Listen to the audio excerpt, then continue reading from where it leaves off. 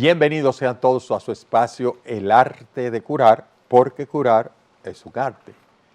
Le tenemos que dar las gracias por sintonizarnos. Le prometemos un programa diferente, porque no todos los días uno puede tener una persona joven, muy preparada y en un aspecto que todas las especialidades las necesitamos. Nos tenemos que auxiliar de ese especialista. ¿Y de cuál especialista es que estamos hablando? Que todos los especialistas nos tenemos que auxiliar de ellos. De los especialistas en imágenes, llamados imagenólogos, que se ha ido como distanciando un poco, usted explicará mejor, entre radiólogo e imagenólogo. Como que la radiología está con un campo, la imagen en otra, pero antes todo el mundo era como radiólogo. Entonces vamos a hablar de eso, pero ¿a quién tenemos hoy? Bueno, nada más y nada menos que a la doctora Diana Carolina Pereira.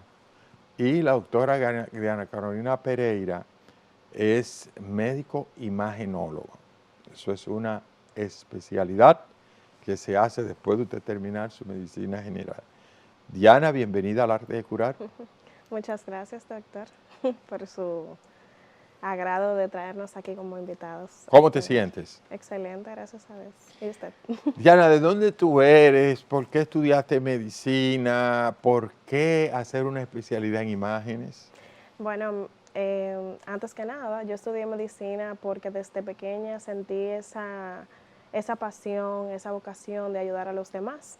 Y a medida de que fui creciendo, pues noté el hecho de que la carrera de medicina era una que me permitía ayudar y tener esa vocación altruista con el paciente. Más allá de ser un trabajo, pues se convertía en una herramienta de servicio.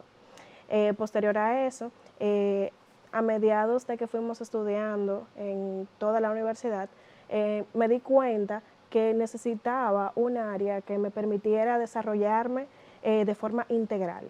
Dígase que no me enfocara solamente en pediatría, en adultos o en la mujer como tal, sino una especialidad que me permitiera integrar todas las especialidades y ayudarlas desde un enfoque multidisciplinario.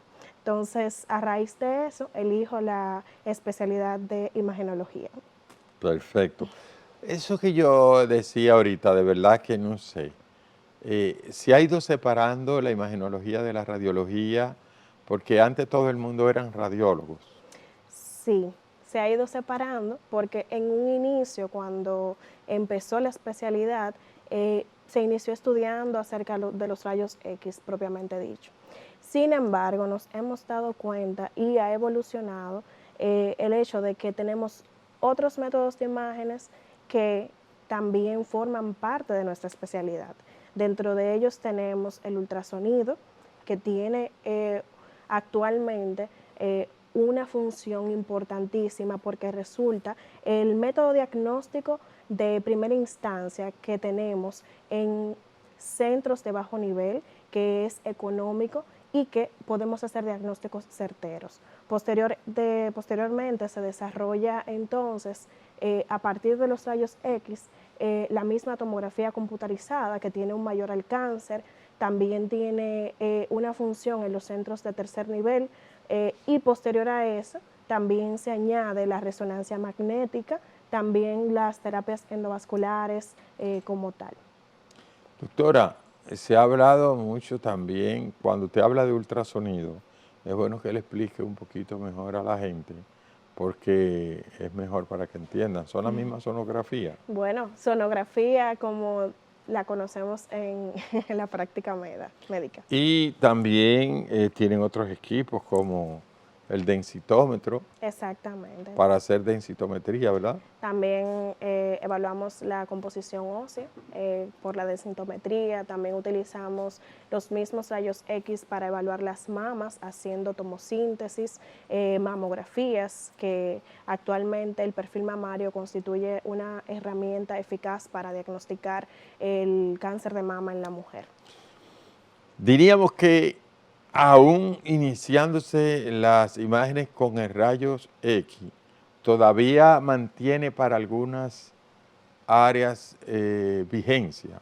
O sea, tiene todavía vigencia el rayo X. Claro que sí. La radiografía como tal, al igual que la sonografía, son dos modalidades diagnósticas que son primordiales al momento de nosotros evaluar a un paciente y de primera instancia indicarle o recomendarle un método diagnóstico. Posterior a eso, si sospechamos que hay algún otro tipo de patología o algo que quizás no podamos ver por la calidad de estas imágenes, pues pasamos a métodos diagnósticos más especializados como la resonancia magnética nuclear y también como la tomografía computarizada. Esta pregunta se la hago porque a veces la gente dice, bueno, pero si como quiera me iban a hacer al final una tomografía o una resonancia, ¿por qué me hicieron una radiografía? ¿O por qué me hicieron una sonografía? Y la gente tiene que saber lo siguiente. Ya nosotros tenemos más del 90% de las personas que tienen uno u otro ARS, administradora de riesgo de salud. Yo bueno explicarle esto porque uno siente a veces mucha presión. Esas ARS, de la manera que ellas todas, sin excepción, se manejan, son con unos protocolos y dependiendo de la lesión que tú tienes, está establecido qué imagen diagnóstica es la que va primero. No es que no se pueda hacer otra. Pero, por ejemplo, si un niño o un adulto lo que tiene tos y fiebre y dificultad respiratoria, probablemente si hay tos, fiebre y dificultad respiratoria de varios días, esté haciendo una neumonía, un proceso neumónico. O sea, los alvéolos pulmonares están inflamados. Entonces hay un patrón establecido que se ve en la imagen, el patrón alveolar, o si hay una condensación neumónica, o si hay una neumonía pariliar, o lo que sea. Entonces no hay que llegar hasta un derrame. Vamos a hablar de eso, que usted es la que sabe de eso más que yo. ¿Cuáles son? Vamos a hablar ahora más fácil, uno por uno. Las imágenes que con más frecuencia ustedes ven y a qué tipo de diagnóstico corresponde en las simples radiografías. Porque ya la gente cree a veces que no quieren hacerse una radiografía. No, dígame de una buena tomografía. Claro. No es así. Claro, así es. Se supone que dependiendo del centro de salud donde nosotros estemos, vamos a tener equipos diagnósticos especializados. Pero de primera instancia todos los centros tienen en mayor frecuencia sonografía y radiografía. Porque con la sonografía, como les mencionaba anteriormente, es un método diagnóstico que no tiene tantos efectos biológicos en el paciente. Lo segundo es, nos permite valorar todos los sistemas de una forma rápida, precisa, concisa, siempre teniendo en cuenta que depende de quién haga la sonografía. Y lo segundo es que es bajo costo, por ende más accesible a lugares que quizás no tengan un presupuesto establecido más como tal.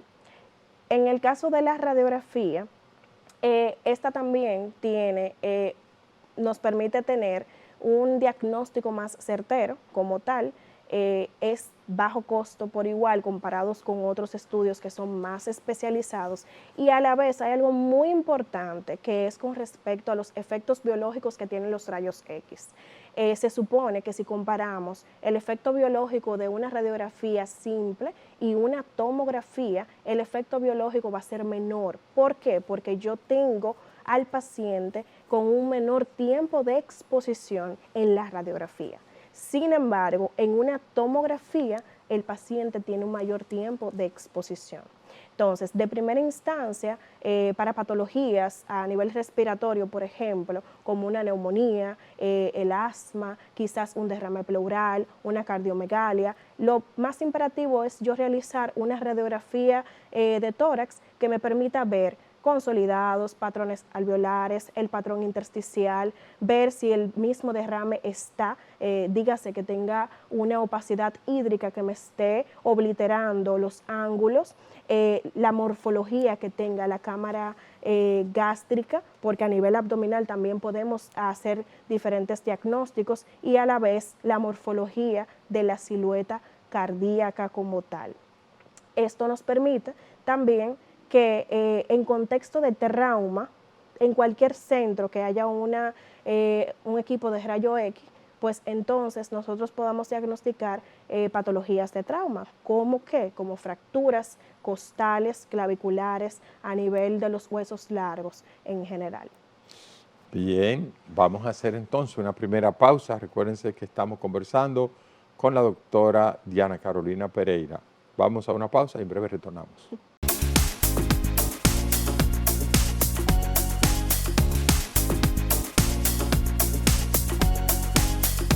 Continuamos con su espacio El Arte de Curar y estamos conversando con la doctora Diana Carolina Pereira González. Diana Carolina, ¿dónde usted está prestando su servicio? Actualmente estoy prestando el servicio en el Centro Médico Universidad Central del Este, el Centro Médico UCE, que está ahí en la Máximo Gómez. Máximo Gómez 66. 66. Qué bien. Doctora, hablamos de radiografías y me quedaba pensando precisamente cuando usted explicaba de eso del derrame pleural. Un derrame pleural, para cual que lo haya tenido, ¿por cuáles tipos de condiciones o patologías que normalmente se dan estos derrames? Bueno, con respecto al derrame pleural hay que tener pendiente el tipo de patología de base que tenga el paciente. Dígase si es sistémica o si es propiamente pulmonar. Entonces, en caso de que sea una patología sistémica, lo habitual es que tengamos un derrame pleural bilateral que sea con las mismas características radiológicas en ambos pulmones. Sin embargo, en caso de que sea una patología propiamente pulmonar o que se esté sospechando de algún secundarismo, dígase secundarismo como metástasis en el caso de un cáncer, pues puede ser unilateral. También hay algunas patologías, por ejemplo, los procesos neumónicos, que quizás estén afectando la parte basal del pulmón, ya sea derecho o izquierdo, y que por el mismo proceso inflamatorio se predisponga a una extravasación de líquido y que consecuentemente, justamente a ese nivel, haya una discreta cantidad de líquido subyacente. ¿Con cuánto es ese de líquido que comienzan a borrarse los ángulos costo y caliofrénico? Hay que se borran. O sea, tenemos, porque ahorita usted habló de que hay un borramiento Sí. de ángulos, costo y caliofrénico. Yo sé que hay una cantidad, no recuerdo bien, no es tan importante ahora, pero en los niños, si mal no recuerdo, se hablaba por encima de 50 cc, comenzaba a borrarse los ángulos. ¿Qué son las dos esquinitas, verdad? Donde están, son los ángulos costofrénicos por el costado. Doctora, y esta gente que usted ve que coge una radiografía, dije que está viendo una cosa. A nosotros los médicos, que hacemos especialidad y nos enseñan un poquito de radiología, nos da brega hacer diagnóstico, y tú ves gente que sin nunca ha ido a una universidad ni nada, cogen una radiografía y se ponen a hacer diagnóstico. ¿Cómo es eso? Bueno, hay que investigar cuál es el arte ¿Cómo es eso? para poder hacer ese De tipo que de mira una diagnóstico. sombra ahí. Bueno, realmente el ojo humano se adecua a la escala de grises y por ende a simple vista, si tú estás acostumbrado a ver la misma imagen con cierto tiempo, puede ser que infieras de primera instancia que hay algo anormal en dicha estructura. pero hacer un diagnóstico sin la capacitación adecuada Yo me quedo nada más mirando y digo, fresco, pero está es verdad que el difícil. dominicano se atreve haciendo dije diagnóstico, mira, pero no tiene ni idea de lo que está viendo y quedando clásicos. Claro, está Pero hay peor. que tener mucho cuidado con eso, porque esta especialidad está muy bien determinada, muy bien delimitada. Y derrame pleural desde por una enfermedad como lupus que puede tener una persona, Claro. hasta la principal causa de derrame pleural en este país, que creo que sigue siendo la tuberculosis pulmonar, no sé si ya fue desplazada, pero a veces tenemos una cantidad de líquido en los pulmones porque un niño esté padeciendo de una nefritis y entonces esa nefritis o esa glomerulonefritis, miren cómo es la cosa, esa glomerulonefritis aguda que produce una disminución importante en el niño poder orinar, lo que nosotros llamamos oliguria, hace una sobrecarga hipervolémica. Entonces se comienza a subir líquido a los pulmones y evidentemente el niño tiene dificultad respiratoria y cuando le mandamos a hacer una radiografía, ustedes lo confirman, Claro. ¿verdad? Ya ahí, fíjense, viene por algo renal y cardíaco, porque al corazón no poder manejar todos esos líquidos, los devuelve. Entonces, muy importante cuando una persona tiene dificultad para respirar, hacerse una radiografía. Es lo que yo quiero el mensaje que llegue. La radiografía es importante, hágasela. Y nosotros allá en el Centro Médico UCE nos cuidamos de eso. Además de que hay una residencia médica, llámese, que allá se forman especialistas en imágenes. O sea, además de tener los imagenólogos tenemos personas que se forman. Doctora, sobre el ultrasonido que usted habló ahorita, ¿cuáles son las patologías que con más frecuencia se necesita del ultrasonido? Bueno, eh, vamos a tratar de englobarlos por sistema, ¿verdad? Porque es muy amplio el tema o la gama de patologías que podemos diagnosticar con la sonografía como tal. Iniciando de primera instancia por un dolor abdominal, que es usualmente una de las causas frecuentes de asistencia a urgencias o emergencias y que posteriormente se le indica una sonografía. Dependiendo de las características del dolor y la sintomatología que tenga el paciente, podemos diagnosticar un proceso apendicular o una apendicitis aguda, trastornos como una diverticulitis en adultos que sabemos que por frecuencia un proceso apendicular se presenta en pacientes jóvenes. Sin embargo, una causa de dolor abdominal agudo en adultos puede ser resultado de una diverticulitis. También podemos encontrar ¿Y qué es eso, doctora? Porque trastornos. acuérdese que usted le está hablando al público, que eso es una diverticulitis. ¿Eso es como de diversión? No, jamás. Ah, porque nadie va a estar divirtiendo con el dolor. Claro. No, por ejemplo, los divertículos como tal son unas pequeñas saculaciones que se forman en las paredes del colon, que no deben de estar. ¿Qué sucede? Puede ser que esos saquitos que tengamos no hagan nada, estén presentes, pero no nos den ningún cuadro inflamatorio y todo curse con normalidad.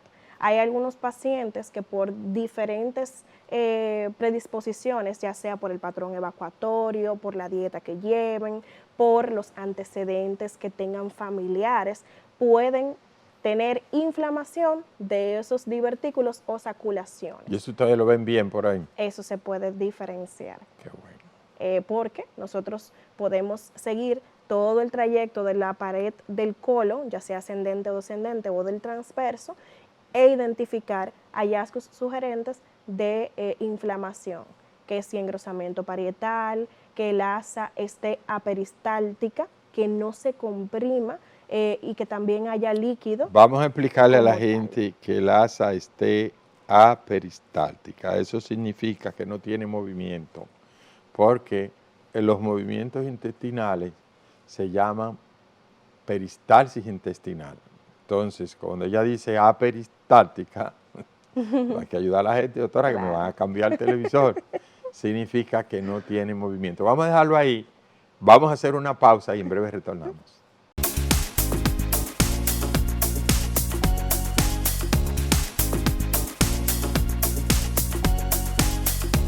Continuamos con su espacio El Arte de Curar. Diana, hablaba de asas aperistáticas, o sea, asa intestinal sin movimiento, o muy poco movimiento, o ningún movimiento.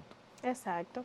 Esto lo mencionaba a consecuencia del diagnóstico de la diverticulitis, pero hay que destacar que esto es válido para cualquier enfermedad inflamatoria intestinal al momento de nosotros como especialistas de imágenes hacer el diagnóstico por sonografía. Tú sabes que, perdóname que te interrumpa, porque van surgiéndole a uno las cosas. En los niños hay una patología importante, sobre todo en niños que tienen un estreñimiento que no se le quita, no evacuan con nada. Atención, madre. Lo que voy a decir ahora no es que es de una vez, pero un niño que no importa que le cambien la dieta, que ejercicio, que el médico le pone algún tipo de laxante y el niño no evacua, hay que pensar en una enfermedad que precisamente parte del segmento del intestino no tiene movimiento, que se llama enfermedad de Hirschsprung o megacolon agangliónico. El megacolon agangliónico es precisamente una parte del intestino que no tiene inervación, por lo tanto, cuando las heces llegan ahí ya no hay forma de que sigan. Y ustedes también dan ese diagnóstico, que quería aprovechar porque estábamos hablando del colon, del divertículo, de los movimientos. Siga usted. Claro. No, ese diagnóstico uno lo puede sospechar por una radiografía simple de abdomen y posteriormente sí a ese tipo de pacientes nosotros les recomendamos hacerle una tomografía con las medidas de seguridad para estudiar con más precisión las paredes del colon, qué está afectando y cuál es la característica que tiene la luz intestinal propiamente dicho. Entonces, continuando acerca de la sonografía, mencionaba que otro tipo de patología a nivel abdominal que solemos diagnosticar vía emergencias son las litiasis renales, las ectasias o la hidronefrosis, que también puede presentar un cuadro muy florido en el paciente. Vamos a decir que litiasis son piedra en los riñones. Exactamente. Y la hidronefrosis es una cantidad de líquido que se va acumulando, hidro es agua, ¿verdad? Y por los riñones lo que pasa es orina. Exacto, por una obstrucción de esa misma piedra que está bajando por el uréter, básicamente. Correctamente. Que dicho sea de paso, el uréter es un tubito que conecta, es como una tripita, que conecta desde el riñón, desde la pelvis renal hasta la vejiga, ¿verdad? Que es el reservorio, es como la piscina que uno tiene. Exactamente. Entonces, por ejemplo, con respecto a la sonografía, otro tipo de modalidad que es frecuente que utilicemos es la sonografía tanto para el embarazo como la parte ginecológica, porque también son entidades que pueden presentarse por emergencia. En el caso de las sonografías que son obstétricas, ver la actividad cardíaca del bebé propiamente dicho. En caso de que la paciente llegue con un dolor, ya sea en región lumbar, que se le transfiere hacia la región pélvica o que quizás no sienta la movilidad del bebé, uno debe de cerciorarse tanto de las características del feto como tal, del bebé, o de los elementos de la gestación, dígase la morfología de la placenta, cómo está el cordón, la cantidad de líquido que si es adecuada o no, porque muchas pacientes llegan con el referimiento de que han perdido líquido vía transvaginal y que pueden confundirlo con la orina. Doctora, mire, un consejo, usted es una médico joven, brillante. No sé si es que eso sea una subespecialidad, pero a veces, y es hasta un consejo que le doy aquí en el aire, cuando tenga una sonografía de una madre obstétrica, dedíquele el tiempo, porque a veces patologías que se deben de diagnosticar intraútero, una espina bífida, por ejemplo, y llegar hasta nacer y después darse cuenta de que ese paciente tenía un defecto en la columna vertebral. Entonces, por poner un solo ejemplo, ¿verdad? Por ejemplo, el sexo, la gente quiere saberlo. A veces el niño viene con alguna agenesia renal, pero el sonografista no se enfocó en darse cuenta que solo tenía un riñón. Entonces, una cosa que impresiona, se lo digo como médico clínico, es al médico, cuando desde el útero el imagenólogo da esos resultados que normalmente le pasan desapercibidos. Inmediatamente usted tiene un sitial. Usted le hace un diagnóstico a un pediatra o a un obstetra de algo así tan temprano, ya nada más quiere mandar a hacerle que usted lo lea. ¿Por qué? Porque usted se detuvo. Porque no es que no tengan el conocimiento, yo creo. Yo creo que no se detienen. Y por la rapidez, por la producción, porque tengo la sala de espera llena de gente, a veces le paso ¿verdad? El traductor muy rápido y veo lo más grueso. ¿Qué usted me explica de eso? Claro, yo diría que es verdad y es cierto que a las sonografías obstétricas hay que tenerle mucha delicadeza y enfoque, pero también yo diría que en todas las modalidades diagnósticas, porque hay muchos detalles que por la rapidez, el volumen de pacientes se pueden pasar, no por desconocimiento, sino por falta de detenimiento, como decía el doctor. En el caso de la sonografía obstétrica es aún más delicado porque estamos tratando dos vidas en especial.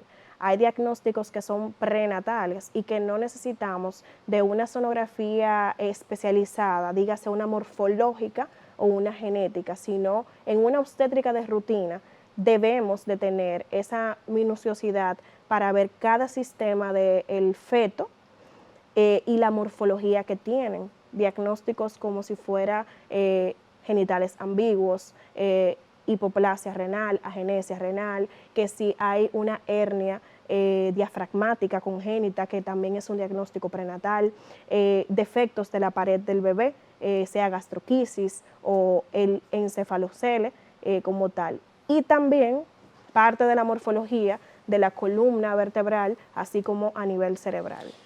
La gastroquisis y el encefalocele son patologías de donde normalmente debe estar el ombligo y quedarse ese cordón umbilical normal y cortarlo y todo bonito, pues entonces esto se protruye, ¿verdad? Y entonces hay problemas. Y doctora, quiero que hablemos ahora de ictus, el ictus cerebral, conocido por nosotros como, antes se llamaba accidente cerebrovascular, luego se le ha llamado evento cerebrovascular. Cuénteme, estos ictus, ¿qué es? ¿De qué se trata? Ok, los eventos cerebrovasculares isquémicos son entidades clínicas donde tenemos una serie de sintomatología neurológica que está ocasionada por una obstrucción hacia uno de los vasos cerebrales. Entonces, ¿qué sucede? Podemos tener dos vertientes de este tipo de entidad patológica. Podemos tener aquel que es transitorio y aquel que es puramente isquémico. Me refiero a transitorio, aquel que se resuelve en menos de 1 a 2 horas, aunque en la actualidad ya el concepto ha evolucionado y se dice que el paciente tiene hasta 24 horas para resolutar o resolver su cuadro. Y cuando hablo puramente de isquémico, quiero decir aquellos síntomas neurológicos, ya sean generalizados o de focalización, que persisten más allá de 24 horas. Y aquí hago una acotación y es porque aparte del tiempo, lo más importante es que a ese paciente se le realice un estudio de imágenes, puede ser la tomografía computarizada, y determinar si hay algún tipo de afección como tal o no. Si hay afección, pues entonces estamos ante un ictus isquémico, y si no hay ningún daño, es uno transitorio. Perfecto. Vamos a hacer una pausa, ya la última pausa, y venimos a desglosar ya al detalle, vamos a seguir desglosando todo respecto al ictus cerebral. Volvemos.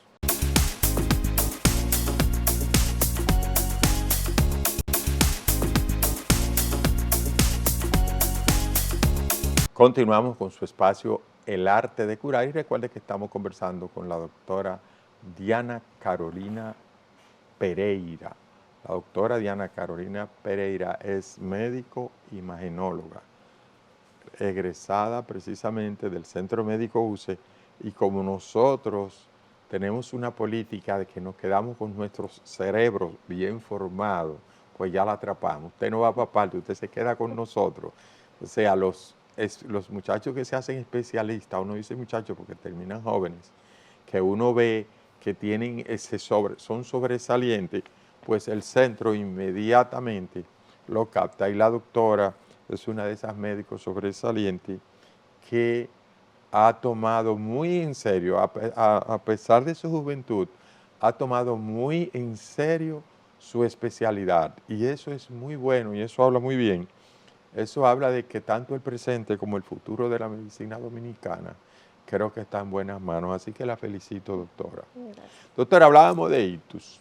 También a veces yo oigo que la gente a todo le llama derrame cerebral, pero derrame, algo que derrama, Claro. entiendo yo que será a los eventos cerebrovasculares hemorrágicos, que son de hecho de peor pronóstico. Vamos a hablar de eso ahorita. Pero, ¿qué repercusión tiene en el cuerpo humano el que haya un ictus cerebral? Bueno, con respecto al ictus cerebral, el isquémico puramente, las repercusiones que tienen son, por ejemplo, de la falta de sensitividad, falta de movilidad.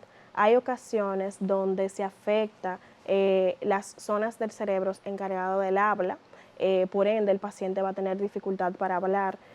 También se afecta parte de la región posterior cerebral, podemos tener trastornos de la marcha, falta de visión o trastornos de la visión, así como trastornos del comportamiento y demás. La verdad que el área de Broca, que así se llama, el área 44, es una de las que más se afecta. Tú ves que el paciente viene hablando como enredado. O sea, hay disartria, hay una dificultad importante para hablar. Y cuando ella habla de asunto motor, ¿verdad? Es que se le va toda la sensibilidad de un lado. Casi siempre, como uno dice, como que se le muere un lado. No mueve un brazo, no mueve esta pierna de un lado. Entonces tú sabes que hay una parte. Sucede que cuando hay ese ictus, lo que pasa es que se interrumpe el flujo sanguíneo. Entonces, al interrumpirse el flujo sanguíneo, se produce una hipopsia, o sea, una disminución importante de oxígeno, y puede llegar, en algunos casos, prácticamente a una anoxia. Claro, si hay una anoxia es peor porque ya hay muerte de tejido, pero hay una hipopsia, y por eso es que rápidamente tú ves que los neurólogos comienzan a darles medicamentos para que recuperar esa oxigenación cerebral, ese flujo, ese tránsito. Y también ayuda mucho la rápida intervención del fisioterapeuta, que es importante que también entren a formar parte de la rehabilitación rápida del paciente. Causas entonces que llevan con más frecuencia a ictus. Yo sé que la hipertensión arterial, doctora, esto es un problema, sigue siendo, ¿verdad?, Sí. una de esas causas. Así es. En la actualidad, la hipertensión arterial es la causa número 1 de predisposición a ictus cerebrales, ya sean hemorrágicos o isquémicos como tal. Pero también hay otros factores de riesgos que tenemos que tomar en cuenta, como la obesidad, el sedentarismo, la dislipidemia, que son las alteraciones en las grasas como tal, si es triglicéridos, el colesterol alto y demás. No podemos dejar a un lado el hecho de los pacientes diabéticos que de por sí usualmente cuando padecen de diabetes e hipertensión tienen un mayor riesgo a presentar este tipo de eventos. Doctora, y en todo aparece obesidad, pero más que obesidad, eso que el ser humano no se quiere mover, no quiere hacer ejercicio. Y también me da mucha pena, porque lo he visto mucho, gente apenas con 40, 45 años, que cuando lo veo ahí o en cuidado intensivo, que se van a recuperarse, que yo lo interrogo, me dicen, es que yo no sabía que yo era hipertenso. Esto me agarró de sorpresa, pero tú te la chequeas la presión, porque la gente mientras no se siente nada, cree que está bien. Las enfermedades van caminando silenciosamente y la presión arterial es el enemigo silente que tenemos ahí dentro, más poderoso, porque no te da síntomas, no da síntomas, la gente no quiere entender eso. Que la presión arterial normalmente, la gente no, que si me suman los oídos, no, que si me duele la cabeza. Ya cuando a ti te duele la cabeza o te suma un oído, tú tienes 200 de presión, te está matando. Entonces, parte de lo que el arte de curar, queremos dejarle en el ánimo a ustedes es que deben de chequearse. Doctora, algo que un especialista que depende mucho de ustedes en cuanto a la ginecología para diagnosticar a tiempo el cáncer de mama. Sí, bueno, con respecto al cáncer de mama, que actualmente ha disminuido su frecuencia como tal por el diagnóstico precoz que se está haciendo, nosotros tenemos los llamados perfiles mamarios en radiología, que engloba estudios desde la sonografía de mamas de rutina y la mamografía como tal. Ya después hay estudios como la tomosíntesis de mama y la resonancia mamaria, que son más especializadas, que posteriormente se pueden realizar si sospechamos de algún tipo de lesión que quizás no nos da una característica precisa de malignidad. Pero con la sonomamografía y la mamografía, ambos estudios tienen enfoques diferentes, pero son complementarios para caracterizar todo tipo de lesión, ya sea benigna o con características malignas como tal.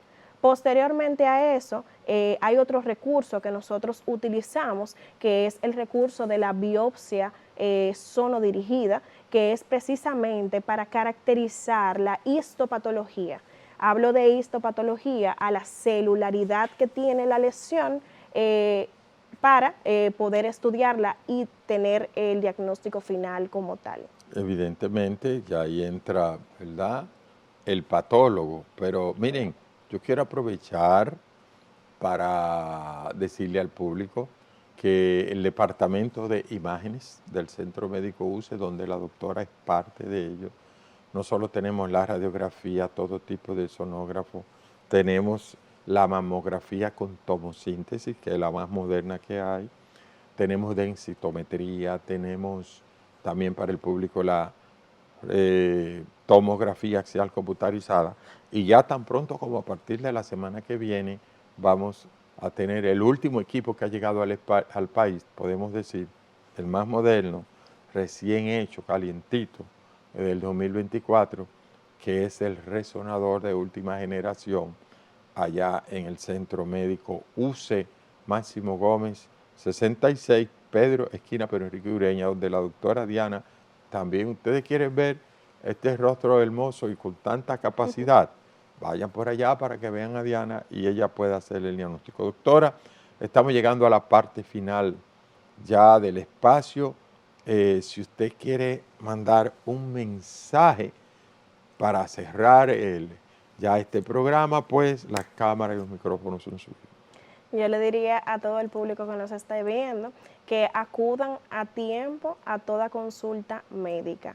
Dígase que si ustedes se sienten cualquier alteración en su organismo, vayan inmediatamente y aún no sintiéndose nada, vayan a sus chequeos de rutina, porque la medicina, más allá de ser tratamiento terapéutica, se trata de prevenir para disminuir a largo plazo todo tipo de secuela, todo tipo de enfermedad crónica. sin duda alguna hizo honor a su nombre, dio en la diana, ¿verdad? Diana Carolina Pereira González dio en la diana, diciendo, exhortándole a ustedes estos últimos consejos. Amigos, hemos llegado a la parte final de su programa El Arte de Curar. Solamente tenemos que agradecerle a Dios primeramente y a ustedes por haber estado en sintonía con nosotros. Será hasta una próxima ocasión.